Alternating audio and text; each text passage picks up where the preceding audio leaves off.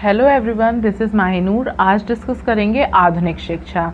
देखें, ये आपकी वर्तमान भारतीय समाज एवं प्रारंभिक शिक्षा के अंतर्गत आने वाला एक टॉपिक है। इसमें आप लोगों को बताया जाएगा कि हमें स्वतंत्रता मिलने से पहले किस प्रकार की शिक्षा दी जाती थी। मतलब जैसे आपने देखा वैदिक काल की शिक्षा, फिर आपने बौद्धकालीन शिक्षा देखी, उसके बाद आपने इस्लामिक शिक्षा देखी और अब आप देख रहे हैं आधुनिक शिक्षा। ठीक है, तो अगर हम अपने डायग्राम के अकॉर्डिंग जाएं तो हम इस समय यहाँ पर चल रहे हैं। ठीक है, आधुनिक शिक्षा में स्वतंत्रता के पूर्व की शिक्षा पढ़ेंगे। हम ये वाला इतना कवर कर चुके हैं पोर्शन, अब यहाँ पर। ठीक है, अब देखें आधुनिक काल में मीन्स हमको जब हमें स्वतंत्रता नहीं मिली थी उससे पहले। ठीक है, तो सबसे पहले क्या होता है कि हमारे देश में आते हैं मिशनरी।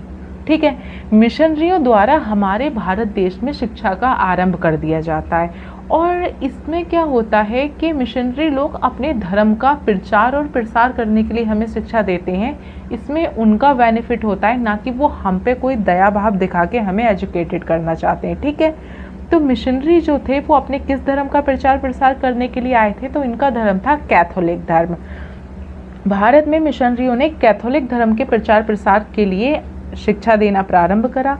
सबसे पहले इन लोगों ने जो अपने विद्यालय शुरू करे थे वो करे थे नागापट्टम में। आप लोगों को ये जगह के नाम याद रखना है। क्वेश्चन ऐसे बनता है कि कैथोलिक धर्म के प्रचार प्रसार के लिए मिशनरियों ने भारत में सर्वप्रथम कहाँ पर विद्यालयों की स्थापना करी।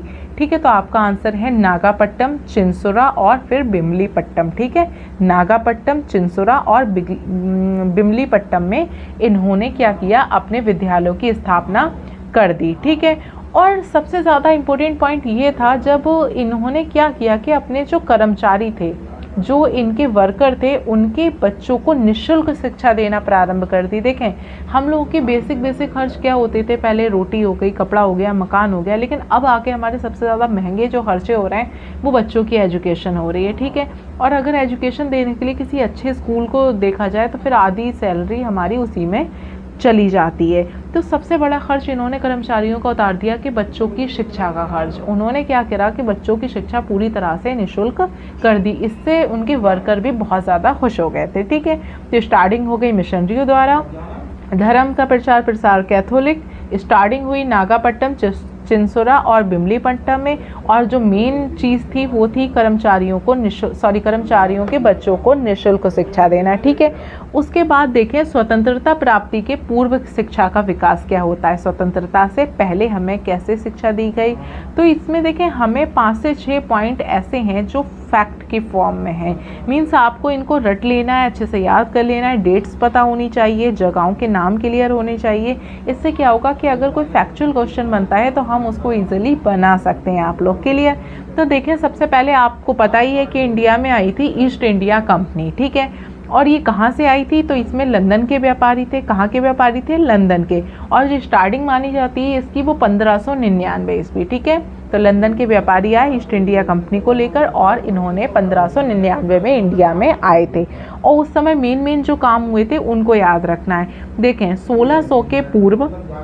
1600 में पूर्वी देशों से व्यापार करने का आज्ञा पत्र प्राप्त हो गया था कि हम मतलब पूर्वी देशों के साथ में क्या हो सकता है कि व्यापार हो सकता है। ठीक है, और 1780 में बंगाल के गवर्नर, यहाँ से हमारी एजुकेशन रिलेटेड पॉइंट्स याद हो रहे हैं कि 1780 में बंगाल के गवर्नर जो थे वॉरेन हेस्टिंग, इन्होंने क्या किया कि कलकत्ता मदरसा बनाया। ठीक है, तो ये डेट आपसे पूछी जा सकती है कि कलकत्ता मदरसा कब बनाया गया, तो आपका 1780 में बनाया गया। और किसके द्वारा बनाया गया, वॉरेन हेस्टिंग के द्वारा बनाया गया। और वॉरेन हेस्टिंग कौन थे, ये बंगाल के गवर्नर थे। ठीक है, कितने क्वेश्चंस बन रहे हैं, 4। पहला, कलकत्ता मदरसा किसने बनवाया, वॉरेन हेस्टिंग ने बनवाया। ये कौन थे, बंगाल के गवर्नर थे। कब बनवाया, 1780 में बनवाया। ठीक है, क्लियर। अब नेक्स्ट देखते हैं 1791 में बनारस संस्कृत कॉलेज की स्थापना हुई। ठीक है, बनारस संस्कृत कॉलेज की स्थापना कब हुई थी, तो 1791 में हुई थी। अब देखें 1800 ईस्वी में कलकत्ता के लॉर्ड वेलेजली ने फोर्ट विलियम कॉलेज की स्थापना करी। तो फोर्ट विलियम कॉलेज की स्थापना किसने करी थी, लॉर्ड वेलेजली ने। वेलेजली ने कौन सा विश्वविद्यालय बनवाया था, कौन सा कॉलेज बनवाया था, फोर्ट विलियम कॉलेज बनवाया था। कलकत्ता में बनवाया था और 1800 ईस्वी में बनवाया था। इन चारों बातों को याद रखना है। 1800 में कलकत्ता में लॉर्ड वेलेस्ली ने फोर्ट विलियम कॉलेज बनवाया था। ठीक है। मद्रास में श्रीमती कैंपबेल ने महिला आश्रम खोला। इसको कैसे याद रख सकते हैं आप लोग?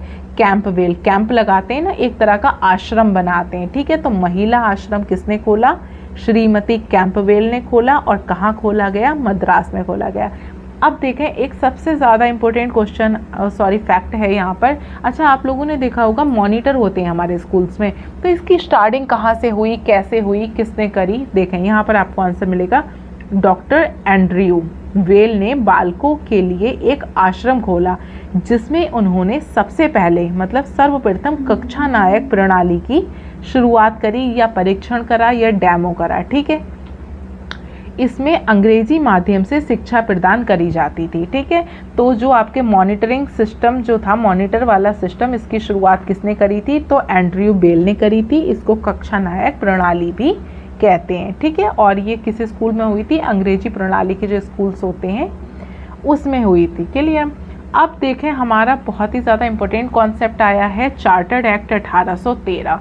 देखें, जो चार्टर्ड एक्ट 1813 है ये थोड़ा सा डिफरेंट है जो हमारा हिस्ट्री का चार्टर्ड एक्ट 1813 है। क्लियर?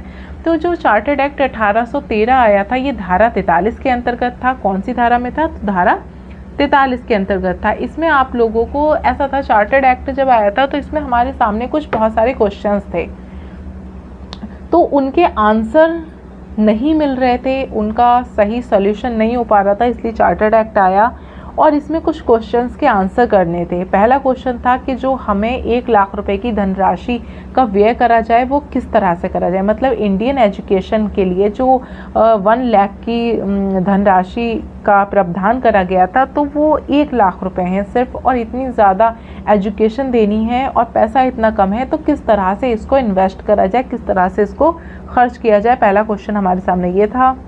सेकंड क्वेश्चन था कि भारतीय विद्वानों के अंतर्गत किन किन विद्वानों को रखा जाए। किन्हें? कुछ को तो ये विद्वान मानते थे और कुछ को विद्वान मानते ही नहीं थे। के लिए साहित्य शब्द का क्या आशय समझा जाए और किस साहित्य को बढ़ावा दिया जाए। तो साहित्य का आप ये समझें, एक प्राच्य पाश्चात्य विवाद आया था। कौन सा विवाद? प्राच्य पाश्चात्य विवाद। इसमें ये था कि हिंदी में शिक्षा दें या फिर अंग्रेजी में शिक्षा दें। ठीक है, यही वाला है आपका। साहित्य शब्द का क्या से समझा जाए और किस साहित्य को बढ़ावा दिया जाए, और जो शिक्षा है वो किस भाषा में प्रदान की जाए। मीन्स अंग्रेजी भाषा में बच्चे को सिखाया जाएगा या फिर हिंदी भाषा में सिखाया जाएगा, ये सारे क्वेश्चंस थे। तो इसका जो आंसर किया था वो लॉर्ड मैकाले ने अपने विवरण पत्र 1835 में किया। ठीक है। तो 1813 में कुछ क्वेश्चंस और 1835 में उसके आंसर्स। तो पहला क्वेश्चन था कि आपका 1 लाख की धनराशि का व्यय कैसे करा जाए, तो ये बताया था लॉर्ड मैकाले ने। ठीक है। और विद्वानों में किस किस को समझा जाए और साहित्य का क्या आशय समझा जाए। अब देखें इसका आंसर किस प्रकार से हुआ था, इसका सॉल्यूशन कैसे मिला हमको। तो मैकाले, लॉर्ड मैकाले, ये कहाँ से आए थे और इन्होंने क्या किया था। देखें, लॉर्ड मैकाले को आप लोग जानते हैं, इन्होंने एक बहुत ही ज़्यादा फेमस कोट है इनका कि जो इंडिया का टोटल साहित्य जो है वो ब्रिटेन की एक लाइब्रेरी की एक अलमारी के एक खाने के बराबर भी नहीं है, ऐसा लॉर्ड मैकाले का मानना था। इन्होंने हमारे साहित्य को, हमारे संस्कृत साहित्य को, हमारे उर्दू साहित्य को, हमारे हिंदी भाषा को बहुत ज़्यादा तुच्छ समझा था। ठीक है। और फाइनली ये लास्ट में कह के भी गए थे कि हम इनको अंग्रेजी माध्यम की ही शिक्षा देंगे। लॉर्ड मैकाले ने कहा था कि हम भारतीयों को, भारतीय जो होंगे वो दिल दिमाग से अंग्रेज होंगे। ठीक है। और वेशभूषा और कलर से जो है हम उनको विदेशी बना देंगे, मतलब अंग्रेज बना देंगे। ठीक है। उन्होंने क्या करा, हमारे दिमाग पर कब्जा कर लिया था। यही रीज़न है कि आज हमारे इंडिया में वेस्टर्न कल्चर को बहुत ज़्यादा फॉलो करा जाता है। इंग्लिश एक लैंग्वेज नहीं है, इंग्लिश को एक क्लास बना दिया है। ठीक है। अंग्रेज़ी को एक भाषा के माध्यम से या फिर एज ए सब्जेक्ट नहीं ट्रीट किया जाता है, ये एक क्लास बन के रह गई है, एक क्लास बन गई है। मीन्स इसको बहुत ज़्यादा वैल्यू दी गई, बहुत ज़्यादा वैल्यूएबल समझा गया है। ठीक है। तो मैकाले का जो विवरण पत्र 1835 था उसको समझते हैं पहले। ठीक है। देखें, सबसे पहले हम जान लेते हैं 10 जून 1834 को कानूनी सलाहकार पद पर को संभाला किसने? Lord Macaulay. लॉर्ड मैकाले ने 10 जून 1834 को कानूनी सलाहकार का पद संभाला। अपने तर्क और विचार के आधार पर इन्होंने बताया कि 1 लाख रुपए की जो राशि है उसका व्यय कैसे करा जाए, ये सारा चीज़ कैसे कैसे कहाँ कहाँ कितना कितना खर्च करना है, ये सारी चीज़ इन्होंने एक पत्र में लिख दी। लॉर्ड मैकाले ने एक पेपर पे एक पत्र में उसको मेंशन करा और फिर क्या करा, 2 फरवरी 1835 को लॉर्ड बैंकेट के पास में भेज दिया। लॉर्ड बैंकेट के पास में जब लॉर्ड मैकाले ने अपना पत्र भेजा तो उसको पढ़ा लॉर्ड बैंकेट ने और फिर अपना एजुकेशन पॉलिसी दे दिया। ठीक है, इसके रिजल्ट में जो एजुकेशन पॉलिसी दी गई वही बैंकेट की शिक्षा नीति बन गई। ठीक है, वही क्या बन गई, बैंकेट की शिक्षा नीति, जो हम आगे पढ़ेंगे। ठीक है, क्योंकि ये तो कानूनी सलाहकार थे ना, इन्होंने अपनी सलाह दे दी किसको, लॉर्ड बैंकेट को। अब लॉर्ड बैंकेट ने क्या करी, शिक्षा नीति बना दी। अब देखें, नोट आपको याद रखना है, मैकाले प्राच्य साहित्य का खंडन किया। ठीक है, क्वेश्चन आता है मैकाले ने किस साहित्य का समर्थन करा और किसका खंडन करा है।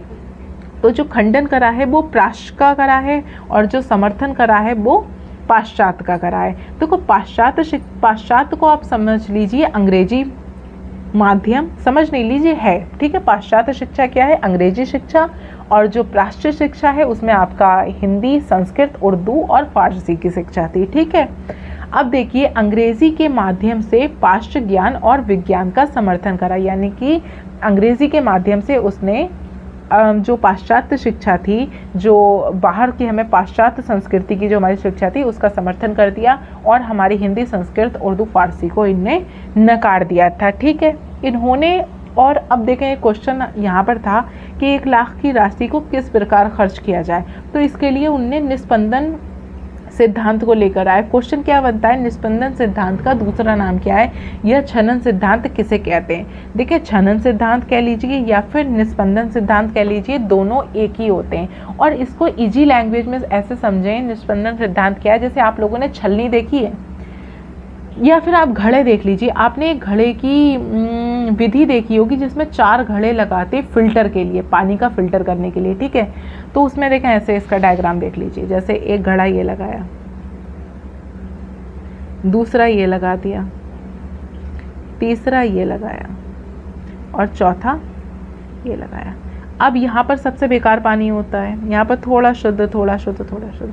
तो छनन सिद्धांत में क्या था कि ज्ञान छन छन के आएगा, ऐसा लॉर्ड मैकाले का कहना था। लॉर्ड मैकाले का कहना था कि सबसे पहले हम जो हमारे खास लोग हैं, जो हमारे सिस्टम में जो लोग हैं, जो अमीर लोग हैं, हम उनको इंग्लिश एजुकेशन सिखा देंगे।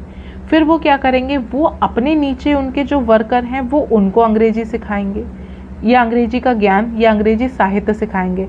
फिर उनके जो नीचे के लोग हैं वो उनको सिखाएंगे और अंत में जो सबसे नीचे के लोग हैं वो सीखेंगे अपने ऊपर के लोगों से। ठीक है, जैसे छलनी होती है ना, उससे हम इस तरह से छानते हैं तो जो मोटा चीज़ होती है वो ऊपर रह जाती है, जो बारीक चीज़ें होती हैं या छोटे छोटे कण होते हैं वो नीचे चला जाते हैं। तो यही था छनन सिद्धांत कि सबसे पहले बड़े लोगों को एजुकेशन दे दो, जो अमीर लोग हैं उनको एजुकेशन दे दो, उनसे एजुकेशन छन छन के नीचे वाले नीचे तबके के लोगों को प्राप्त हो जाएगी। ये था लॉर्ड मैकाले का छनन सिद्धांत। ठीक है, इसको हम डिटेल में आगे पढ़ेंगे कि प्राच्य पाश्चात्य विवाद क्या है, बैंकेट की शिक्षा नीति क्या है, लॉर्ड ऑकलैंड क्या है, वुड का घोषणा पत्र क्या है।